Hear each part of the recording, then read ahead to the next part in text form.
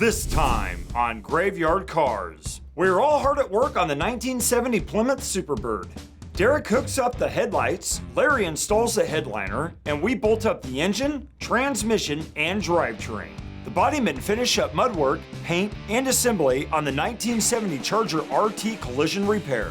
Mark bolts on the manifolds and paints the 383 engine for Cook's 1970 Barracuda convertible. And with Mark as my accomplice, I commit grand larceny.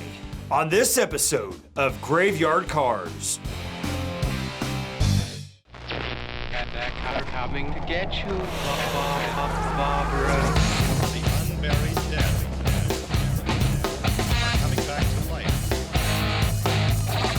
I'm Mark Warman, and together with the most critical man in the world, Darren Kirkpatrick, give me a gun! my son-in-law, Josh, Oh, yeah! and my best friend, Roy, Well, all right! we bring dead muscle cars back to life, to exactly the way they were on the day they were born, if we don't kill each other.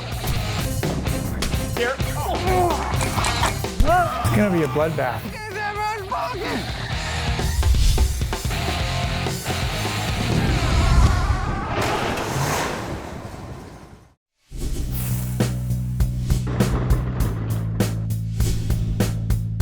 Right now we got a ton of things going on at Graveyard Cars. We're moving a lot of stuff into the new building, things that we won't need here. That's engines, transmissions, rear ends, parts, miscellaneous things like that. We still have our 1970 Dodge Charger RT that has to be buttoned up and on a truck in the next week or so to get back to the guy in Oklahoma because he's chomping at the bit to get that car back. The Superbird, running out of time on it. Still have a ton to go on it before the hills get here, and they're gonna be here very, very soon. The good news is I have Derek as my right-hand man who I can count on to come through in a pinch, and he's doing a remarkable job of getting stuff done on that car. We're undercoating the Superbird, which is not a major thing. We just got to mask everything off. We do not want undercoating on because it's thick, gooey, and it's not fun to clean off. So you just want to take your time, mask it off once, do a good job so you can just undercoat it and be done.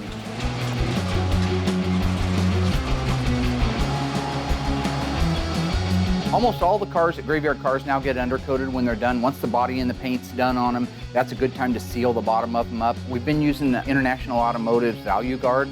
Works really well. You can shoot it on with a shoots gun. But the main thing is it penetrates and bites the metal better than the other products that I've used. The main purpose behind undercoating is to protect the bottom of it, so I like that product because it actually does stick on the car and it does protect it from the elements as good or better than anything on the market.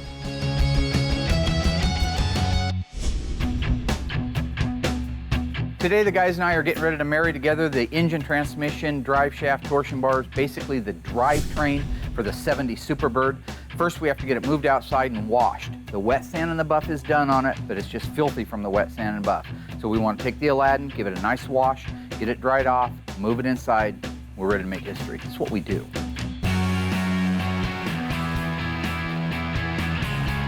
So my job is whenever we get a car outside, thank God for this nice, beautiful day, I'm in charge of getting all the compound off the car, inside the car, everywhere underneath the car. This car is gonna go back inside with zero compound. You know, and this pressure washer that we have it's amazing, and I can get the job done in like 5 minutes. Get some wet.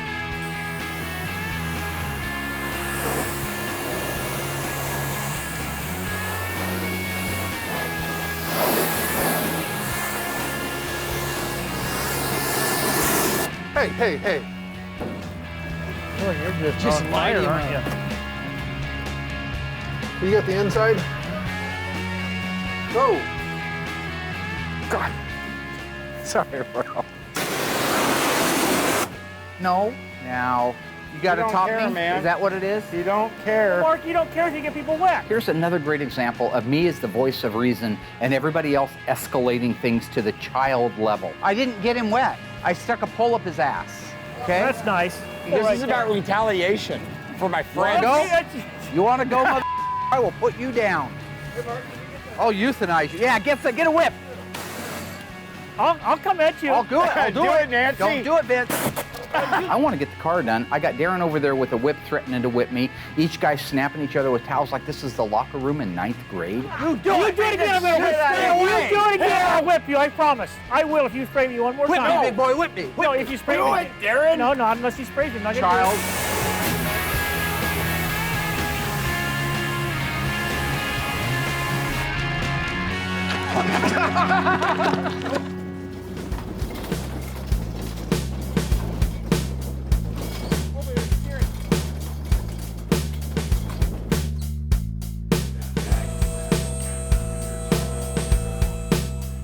Here's your right hand. Rubber hammer? Royal, that ain't starting. Here's the thing with Royal. I've known him since I was 13 years old. He knows I have a tool. But by asking it, the mere asking of it makes you go get it. You've been doing a lot of that lately. What? Like you're a surgeon and I'm your nurse. I'm not, you don't. Yeah. You think there's a lot of bald, fat, middle-aged loser surgeons? I don't think George Costanza is a cardiothoracic surgeon. He'll say rubber mallet and I run over and get it and then repeat the Look, word. man, come on, It's not team. crazy Be with part of that. the Don't be such an ass. You got a hammer? Yeah, it's in the toolbox. It's right over there. Go get it. But that's his way of getting you to be his slave. Get off your fat ass and go over and get it yourself. Fine. Well, when I went for that hammer, I'm thinking, wow, it'd be kind of funny to black out a couple of his teeth in this picture and see how long it takes him to notice. So I asked him for a black Sharpie. He went and got me one. I didn't hide it. He gave me the Sharpie. I opened it, turned around, colored a couple of teeth, and we'll see how long it takes for him to notice.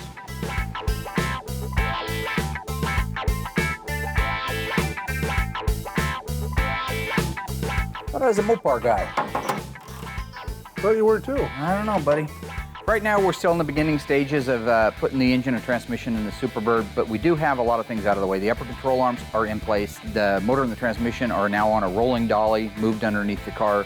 It's all in position. We're ready to set it down and join the two together. So I think from here, it's really, it's 1, 2, 3. It's what we do all the time. It should go really smooth.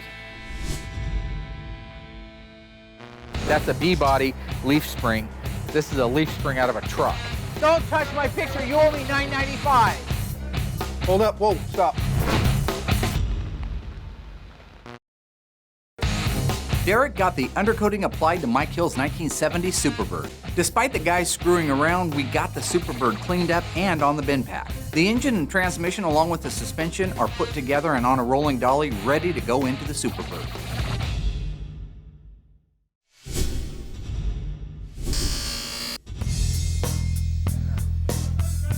Hold up, whoa, stop. Guide that shock in over there, Darren. We're getting ready to lower the car down onto the motor. Mark's got the shocks on them. Everything's built out. They're always a tight fit, but with the shocks on there, it's just something else we got to watch as it's going together. We don't want to have to paint anything else now. What's that? Look up above. A little bit low. Huh? Look up above. Okay. I got a problem with this manifold and Okay. the steering gear. Okay. I mean, it's like the steering gear sticking over into the rail like a ½ inch. It's almost like the motor's got to roll to get it to fit up in there. We're just trying to figure out the best way to get it in there. I think so. Okay. So you want to yard it forward? Yep. How's that?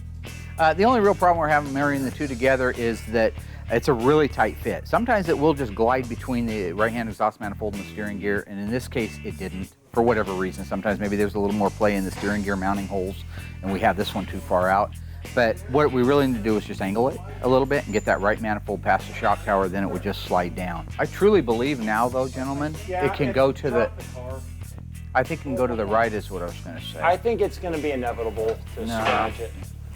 It's not inevitable. I just think if this comes over, it'll clear. Okay, well, now it's clear. That's why I was saying it just needs to come over this way. Okay, go up. One more. One more? Yep.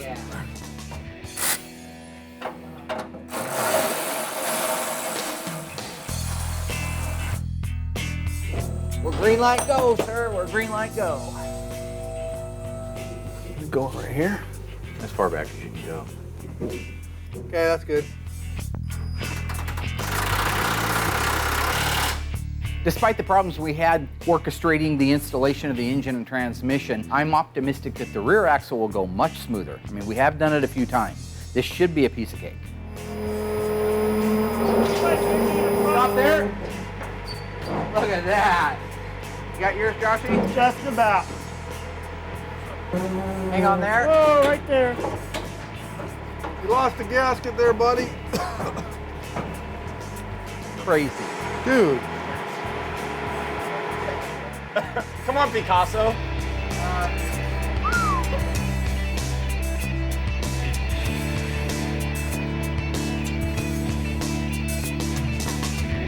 Now, buddy.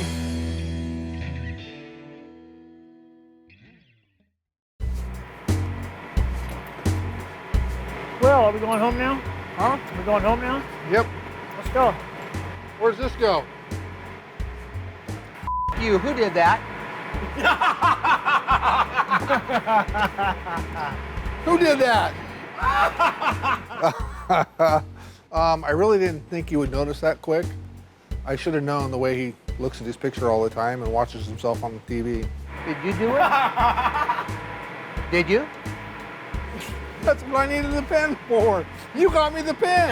Oh, you're trapped, bro. You got me the pen. Royalty, man. No. Don't touch my picture. no, You owe me no. $9.95. Just sold- don't mess with it. he's only Mondo sold fix it on one. Monday.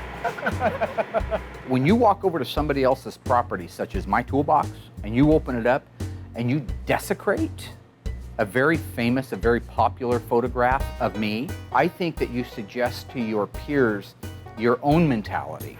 That's awesome. You look like Mr. Ed. You know, for the guy, the owner of the toolbox, to open up the door and see his own face, like, it's sick. I'm glad Royal did it. It hopefully even put Mark in check. I think that while my teeth may be the one blacked out in the picture, his teeth are the ones that get blacked out when you think about him in the real world doing his thing. All y'all. Piece of inbred hillbilly.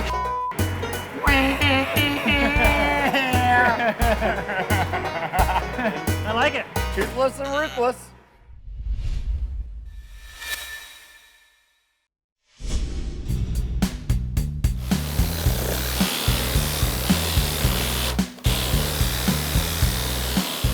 The collision job on the Charger is moving along. Once the sheet metal is on and welded up in the factory places, then it's time to do the cosmetic work, which is the plastic filler over all the panels. Make sure that they're square, that they're straight, that you got good gaps.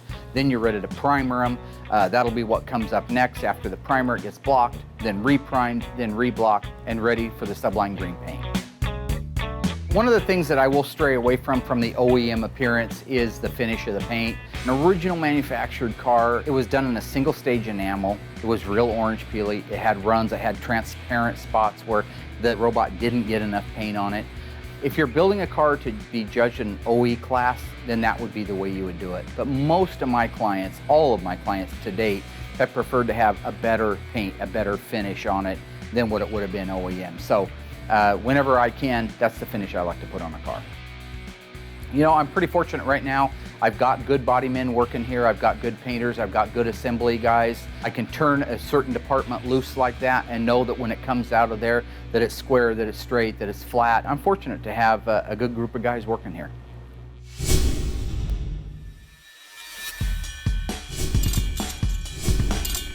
True or false? Chrysler's bulletproof automatic transmission is called the Torque Box. Stay tuned after the break for the answer. So, did Chrysler call their automatic transmission the Torque Box? The answer is false. The real name for the automatic transmission, both in the 904 and the 727, is Torque Flight.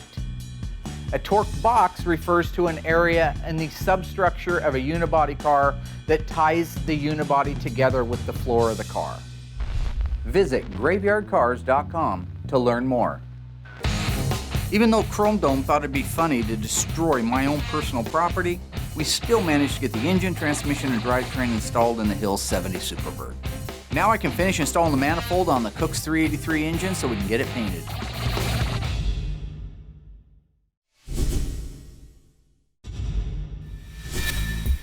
Like the little mice have been building a little nest in here, huh? Yep. Wow. Most of the cars we drag in has had some kind of creature in it. A while back, Josh and I had finished assembling Kimberly Cook's little 383 two-barrel engine. I hadn't had a chance to paint it in the last couple of weeks because I'd just been busy on other cars, but I'm glad I didn't because I had forgot she was changing it over to a dual exhaust. I went out and rounded up a pair of exhaust manifolds that are the HP manifolds. It would be correct if it had been a dual exhaust HP engine, and that's what Tweedledum and I are getting ready to put on so we can get this thing in the booth and paint it. It looked like a good manifold, so I'm hoping. Are the other manifolds cracked? Yep. Both of them? The first one I got, I had out in one of the pods. I forgot about this one here, but it actually has a crack in it. The back side, I think. Yeah, right there. So I heated it up earlier to see that it was actually cracked. So I can have that welded up later and use that on a different car, but Kimberly's I want to be really nice. The thing so mine was there, you take the manifolds off. I would have this. took them off. Put those back on. Absolutely, I would Because have. mine was cracked to begin with, What's right? the problem?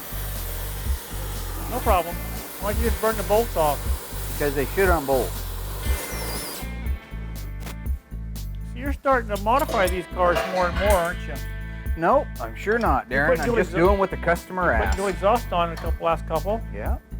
That's because that's what the customer wanted. Anybody can modify and butcher these cars and adapt them. It takes true craftsmen to bring the car back to what they were originally. Yeah, I can see the tide changing here at GYC. Mark at first was just all OEM, OEM, OEM, OEM. Darren loves picking. That's all this is the car's not OEM. And if I had put single exhaust back on it, he would have said, why didn't you put dual exhaust on it? You need to be on one thing, either OEM or modified. No, Darren, it's not how they came from the factory. I thought you knew that. I thought you were a Mopar guy. Well, I am. How many 383 two barrels had dual exhaust? How many 318 two barrels had dual exhaust? What are you doing? Just watching.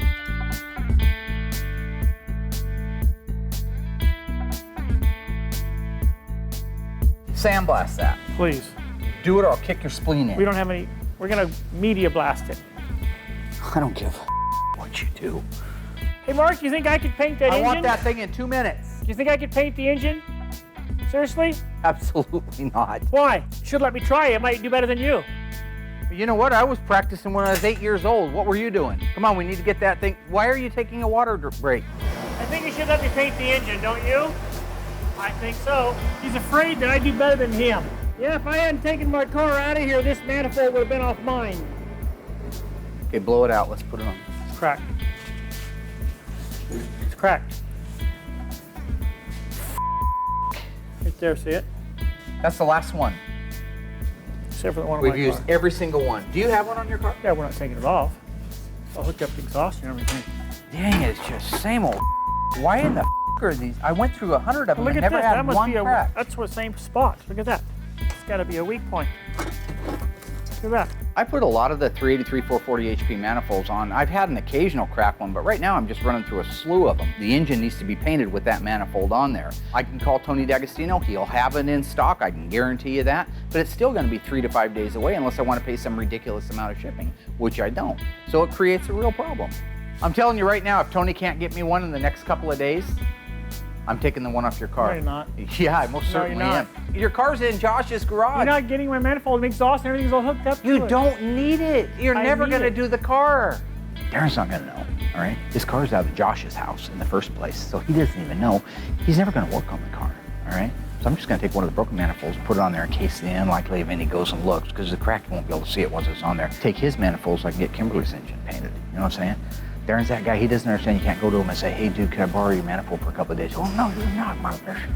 It's just easier to ask for forgiveness than it is to ask for permission with him. You know what I'm saying? What are you talking about? What? What were you talking about? Oh. Okay. Getting ready to install the headlight doors and buckets in the 70 Superbird, which is going to be, yeah, lots of fun.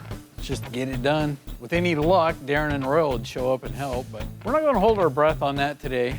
It's not really hard, it's just time consuming. Everything you move one side, then you're adjusting the other, and then it's back and forth. It just eats up quite a bit of time, part of the day. And they're not like it's something we do every day. It's a Superbird or Daytona only part, so this assembly has to fit in here from the back. Fits in. Once it's roughly in place, we have 3 bolts, nuts on each side. which allows this headlight door to come 6 different directions, basically, in, out, up, down, tilted to the front, whatnot. So just got to get it bolted in, move it around, and back and forth until you get it to where it fits the opening nice and centered. Opens without catching the nose cones. Almost every Mopar muscle car has some key element that really makes the car. In the case of the Superbird, the vacuum-operated hideaway headlights, very cool feature. They need to work, they need to fit in the opening. It's kind of one of those moments for Derek because he had to hand fabricate 2/3 of this front nose piece out of steel. So to have everything go in there and to have it actually work is going to be a huge kudo to him. This isn't a factory tab. Somebody MIG welded that on there. I don't consider that magic necessarily. There are certain things that are just a lot of fun for me to see. We've got the shop over there with an upstairs with 3 different rooms that we're gonna have. One of them's already done. It has a couple of walls still to finish in it, but that's gonna be the Mr. Moparts room. Hi, I'm Mike Chenfont. And I'm Mark Chenfont. And collectively we own MrMoparts.net. We have been providing automotive restoration parts for the Mopar industry for over 20 years now. We're basically running about anywhere from 10 to 12,000 different fasteners for the Chrysler, GM, and Ford also. Used to, we had to go out in the boneyard, find a bolt, screw, nut, bracket, whatever, and blast it, clean it, paint it, coat it, whatever you need to do with it. Now we're just going to go into the room, get whatever part we need, brand spanking new. It's going to be so nice. The car's going to turn out better, and we're going to be a lot more productive. The guys came out from Mr. Moparts and did a phenomenal job. They not only came out, bought the pegboard, hung the pegboard, took me out to dinner because Darren says they always have to take us out to dinner for some strange reason. Gave us thousands of dollars worth of inventory that we're going to be able to use on a day-by-day basis out here that normally when you run out of a paint gasket kit or you forget about it, now we can just walk into the room, pick it up, so we are one step closer to being an assembly line.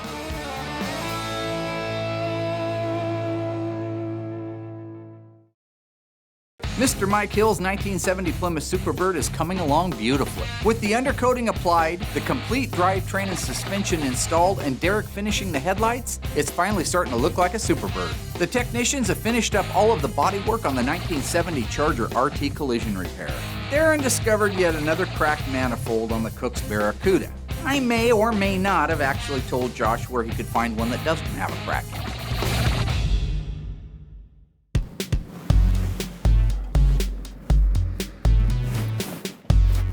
So right now, I am at my house. I'm getting ready to pull the exhaust manifold off of Darren's car. Darren constantly bitches about the condition of his car, that it's not getting worked on. But let me tell you something, 10 years he's had that car. I have helped him. We have gone through the panic modes where we get it running. I just want to get it running, buddy. And I'll drop everything, we'll pull it in, we'll get it running, get it moving under its own power, and then it just sits out back again for months and years at a time. Hey buddy, Mark gave me the okay. Kind of sounds a little sketchy, but whatever. I'm just gonna yank it off, take it down to the shop. Apparently we need it for something because every single one that we have has a crack in it. And the only one good that we can find within like a 2,000-mile radius is Darren's. You know, the reason my car had to be moved to Josh's house because Mark was constantly stealing and pilfering parts off my car and never returning them. You know, I'm just gonna pull this thing off, give it to Mark. I don't want no more part of it. I've got parts he's borrowed 5, 6, 7, 8 years ago. He's never returned to this date. You know, I don't want to be caught in the middle of some kind of crossfire, because if that's the case, I'm gonna roll this thing out in the middle of the intersection. First person to grab it and take it can keep it. If you're not struggling, you're not doing it right. If it comes off way too easy, you've done it wrong. Darren's motor is leaning this way more than that way. I have every socket but the right one.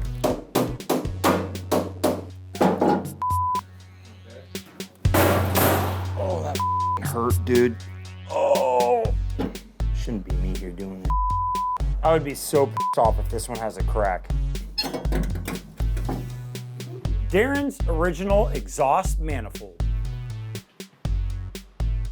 Looks great. Probably one in the best condition that I've ever seen there at the shop. I guess we can head back.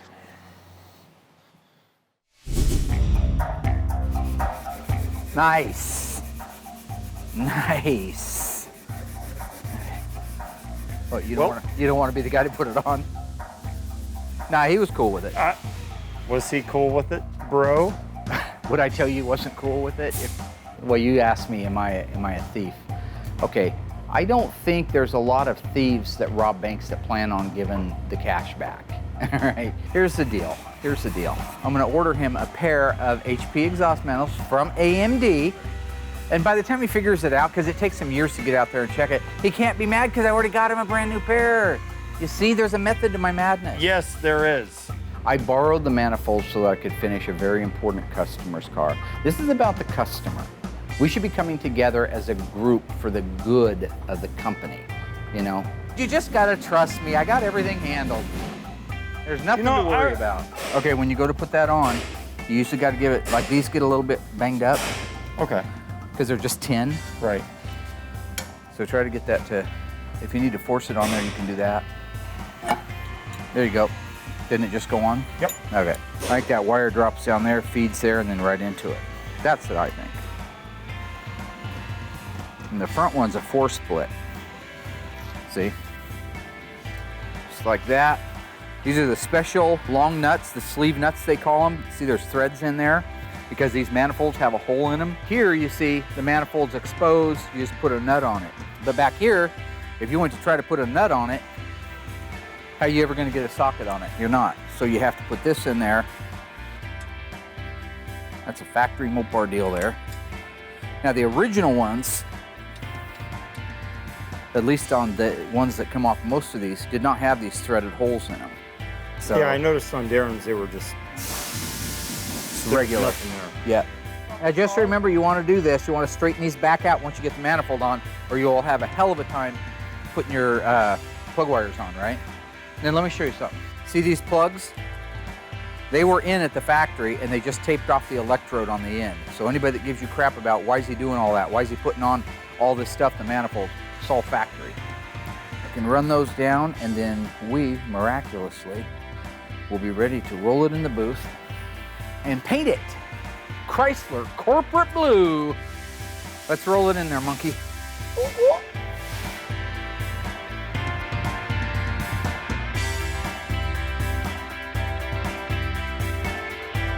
So what I'm doing is I'm mixing up the black right now to be able to paint the engine with an epoxy primer.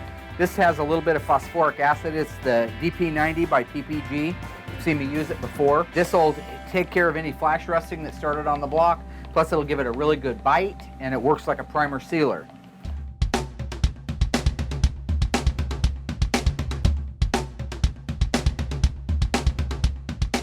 I've been painting cars for 25, 30 years. That means everything. That means not only blocking the cars and getting them ready and making sure that they're massaged to perfection, but actually laying that paint out, laying the base coat, laying the clear, laying the single stage out.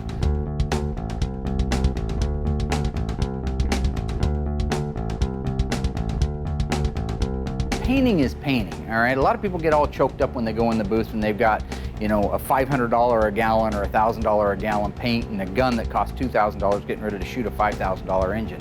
It's child's play to me. It's like the drive-up window of Mickey D's, you know? You want the Happy Meal with or without the little action figure, all right? I go in that booth and it's business as usual for me, all right? I've invented some new different techniques, all right? I think it's, if you've ever seen The Color of Money with Tom Cruise, all right, when the song Werewolf of London starts playing and he's doing all the crazy hijinks with it, that's all I'm doing in there. I'm just having a little bit of fun, and at the same time, I'm still laying out one of the best paint jobs that an engine could ever receive. You know, I don't consider that magic necessarily. I mean, I'm not a wizard, okay? I'm just a person laying some paint out on a car that happens to be able to do a 2.5 turn reverse on a moonwalk at 60 pounds of air pressure. Now you decide.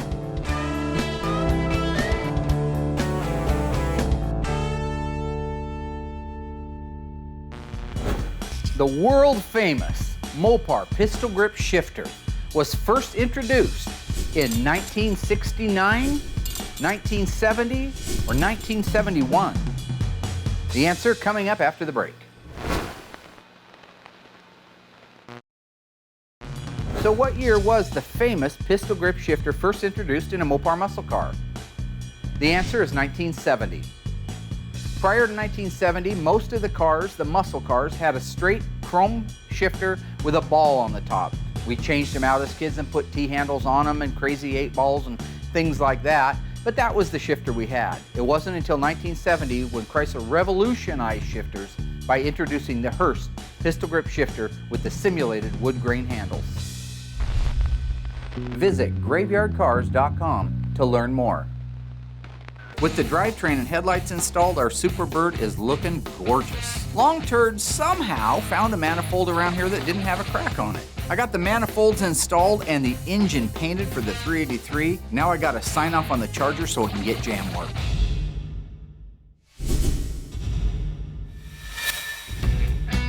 They're getting ready to do jam work on this car, so I'm just kind of giving it a once over to make sure it's actually ready to spray. That's where they do the insides of the door jams, inside of this jam, inside of here. Looks good, looks a lot better. Whoever had this car before just butchered the crap out of it. I'm working on the Dana right now. I just had to call the guy and tell him that it's not an original B-body Dana, it's actually out of a truck.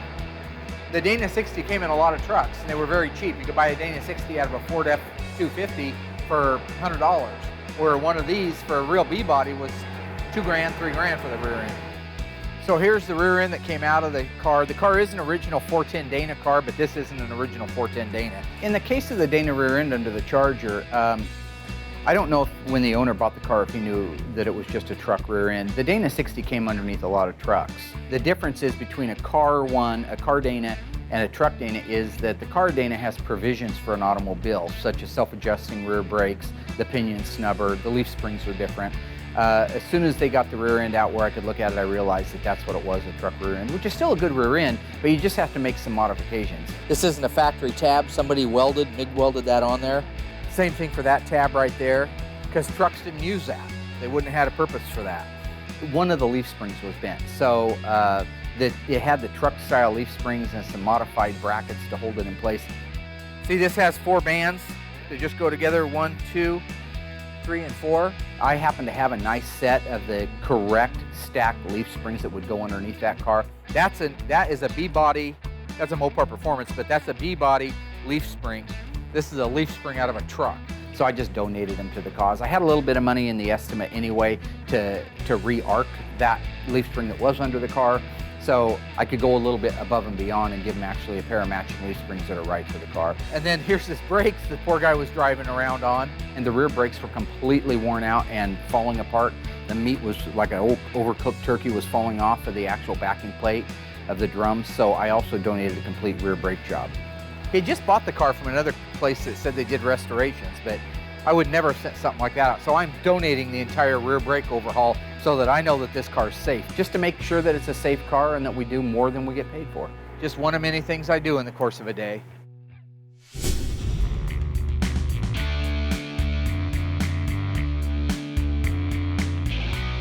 The headliners in these NASCARs are tricky. If it was just a regular top 1970 Roadrunner, Larry could knock out that headliner in probably 3 or 4 hours.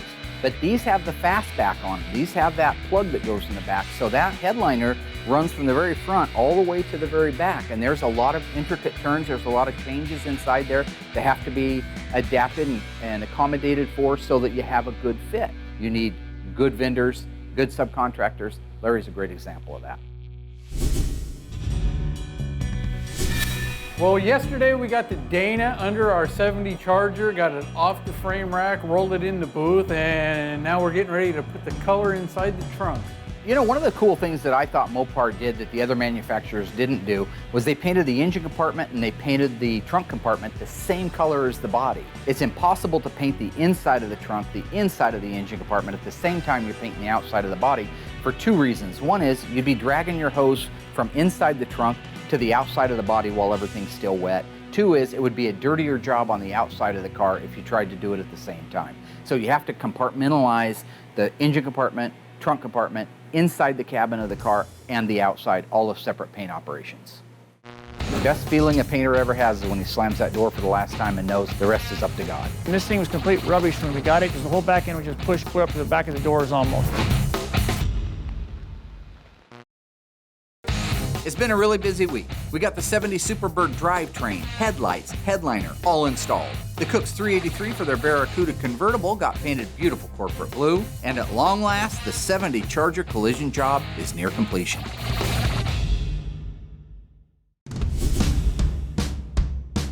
If you're going to do a quality job on a restoration or on any car in the way of painting, there are just certain things that have to happen. The most important is that the products that you're using are good quality products. They're not substandard products or something you got at the local auto parts store. Once that body work is done, once that filler's on there and the car's massaged out, it gets the primer. It gets 2 or 3 coats of the high build primer, then it gets block sanded. That takes out imperfections, waves, movements in the body style lines that will show up with paint on them. Then it gets reprimered. Then after the reprimer, it gets blocked again. Those are all the steps that are necessary before you apply paint. Once that's ready, you mask the car, you make sure that everything that's supposed to have paint on it gets paint on it. Once that's ready, you mix up your sealer, you apply 1 to 2 coats of really nice sealer, then you're ready for your base coat, clear coat, walk away.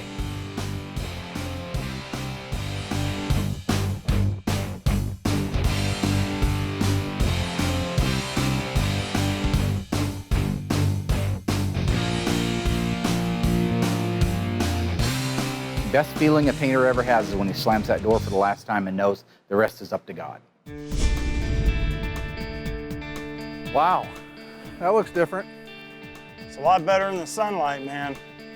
Looks good outside. It detailed up nice, didn't it? Yep. That's actually a nice color out here. Car turned out beautiful. I love that color in the sun. It really shines. What an improvement. Look at the car. It was absolute rubbish when we got it. Now look at it now, it's absolutely stunning and beautiful. The owner has got to be ecstatic. The 70 Charger RTSC came to us about 6 months ago. It had gotten hit pretty hard in the rear end. The insurance company was going to total the car when the owner reached out to me to say, hey, what can I do? I don't want to lose my car. I got involved to find out that if I were able to keep my repair costs under a certain dollar amount, that we'd be okay to repair it. And that's what we did. I made some concessions. I called our friends at Auto Metal Direct and said, we got to work together. All that was required of us was just the collision work that was done to it. Is that mine? Yeah, where'd you find that at? In the back seat. Oh, yeah. Did you leave it? Yeah, that was my fault. Anyways, so the only thing that was required of us to fix was the damage that it came in with.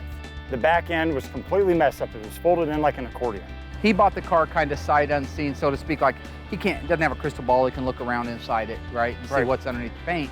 So when it gets rear-ended, we've got all this Bondo that's busting off in great big chunks like that.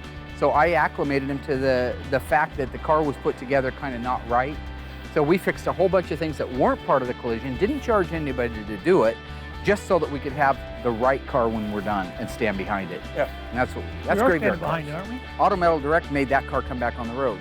The reason being, one, they make the parts for it. People think of the replacement parts at AMD and Legendary and Tony's Parts as restoration parts, but they can also be collision parts. This is a classic example of a rear end collision that went through insurance and got repaired and back to pre-loss condition.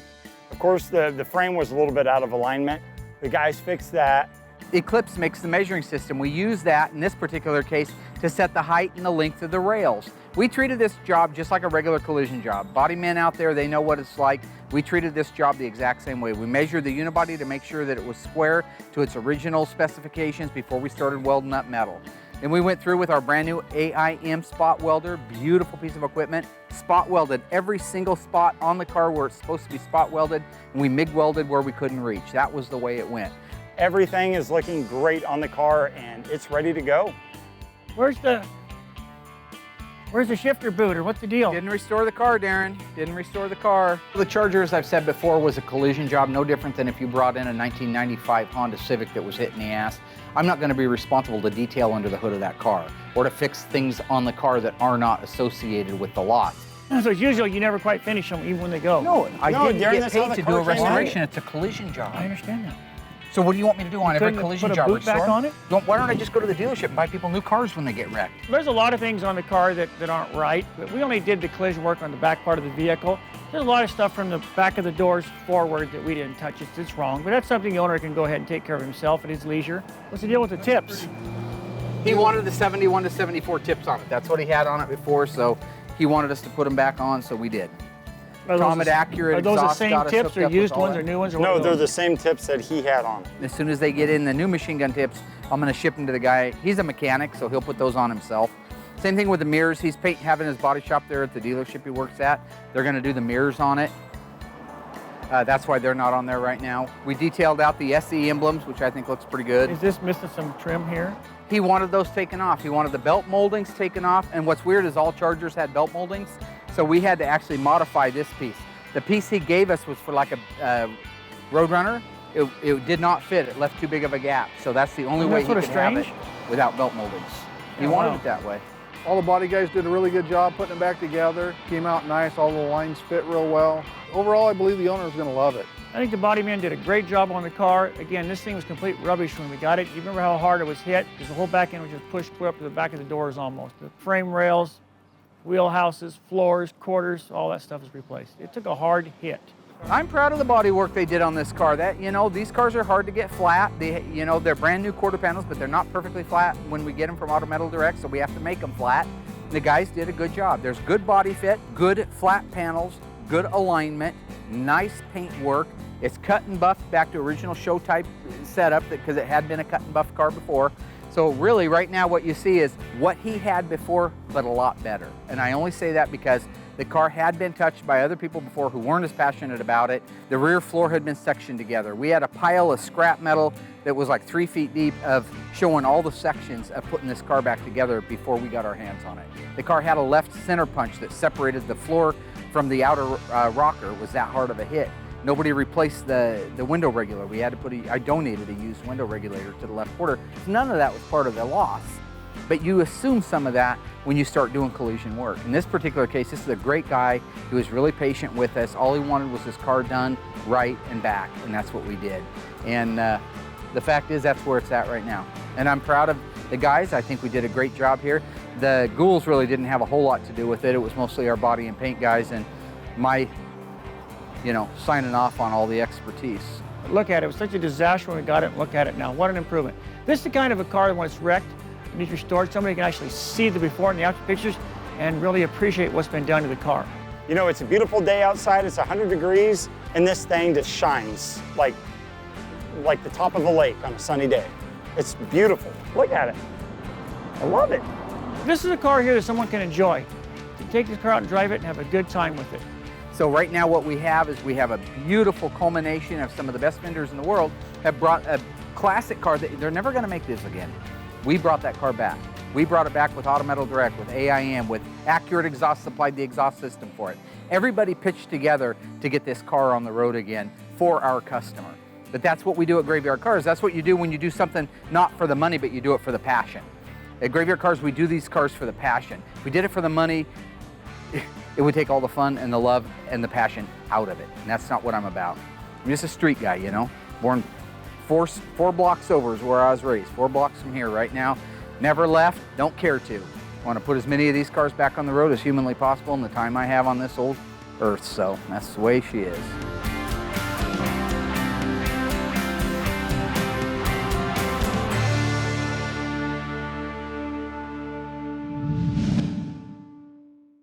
Next time on Graveyard Carz, the Hills will be here soon to pick up their 1970 Plymouth Superbird. Mark, how much time for the car's got to go down the road? 2.5 weeks. Wow. The final assembly has started, and we're firing on all cylinders. We need to install the remaining decals, the wing, the bumper, taillights, license plate lights, emblems, the seats, and we need to get the motor running. We also need to install the heater box and dash for the convertible Barracuda. We have a lot to do, and we will get it done. Coming up next time on Graveyard Carz.